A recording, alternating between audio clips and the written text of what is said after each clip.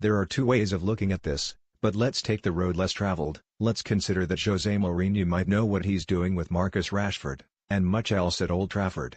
That he dropped him from the starting 11 after the 2-2 draw with Burnley on December 26 because Rashford wasn't hitting the level of previous seasons. That he picked him for a crucial match with Liverpool, because he now is. That his reward, 2 goals, was exactly the performance Mourinho wanted, and hadn't been getting.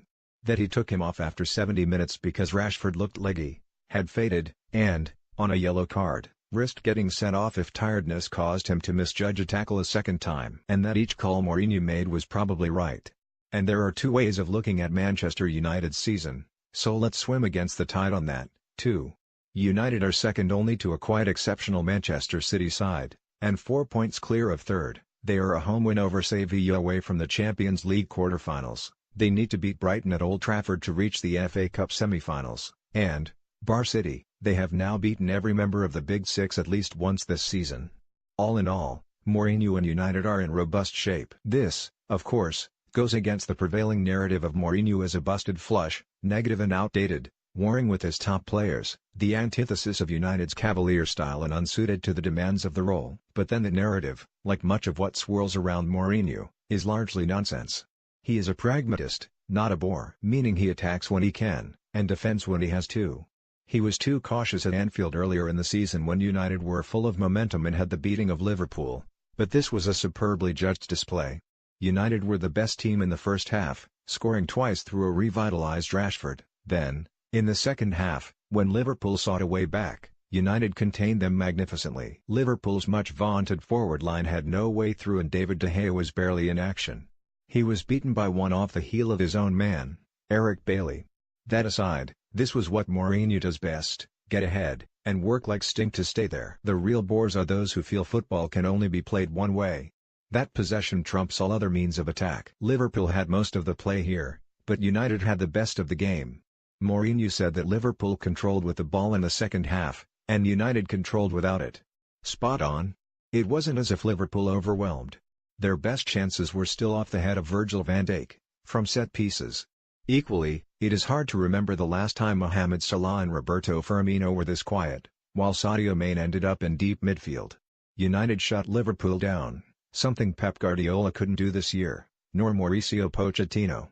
And Mourinho is improving players across his team, not just defenders, as cynics claim. Jesse Lingard is enjoying his best season, Scott McTominay has been a revelation, and this was the first time Rashford had struck twice in a Premier League game since his domestic debut against Arsenal on February 28, 2016. Other elements are coming together, too. Romelu Lukaku was outstanding in the first half and made both of Rashford's goals. The centre of midfield functioned more than adequately without Paul Pogba, meaning if there is dissent, he can shape up or ship out. Too much of this season has been spent placing Mourinho in Guardiola's shade, as if he is holding his team back, shorn of ideas and innovation. Yet he was right to feel aggrieved when the introduction of Marwan Fellaini was booed, or McTominay was judged negatively for passing backwards. And what if he was right on Rashford, too, and the player needed time out to regain confidence and focus?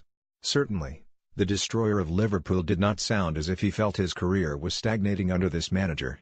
Right now, I'm probably not learning the most on the pitch, he said. In training is where I'm doing most of my learning. You have to take it into the game, and today that worked. The all-round game is becoming clearer to me, the things this manager wants. The more you do it, the easier the results come. I'm more comfortable in the middle, but if you get past a player on the left you need to be able to express yourself there, too. While Rashford was the headline act, Lukaku's supporting role should not be underplayed.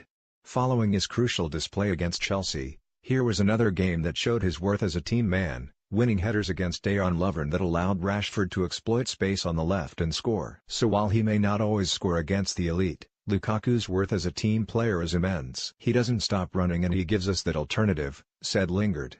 He chases balls and lost causes for us. Jurgen Klopp left complaining about penalties denied, but Fellaini on Mane looked more like a coming together than a trip, and Antonio Valencia was trying to get his hand out of the way of the ball when it struck him. Bottom line, the better side won and there can be no room for complacency at Anfield, even with a 4-point gap and a superior goal difference to Chelsea in fifth. Liverpool still have to visit Stamford Bridge, in May, and they are a false step away from that becoming a winner-takes-all match for Champions League football. As Liverpool have a poor record on weekends after European fixtures, and must also travel to Goodison Park, nothing can be presumed. This was a sobering afternoon for a manager not greatly familiar with losing to Mourinho. It was only Klopp's second defeat in 8 meetings, but Mourinho was at Manchester United to do a lot more than settle scores.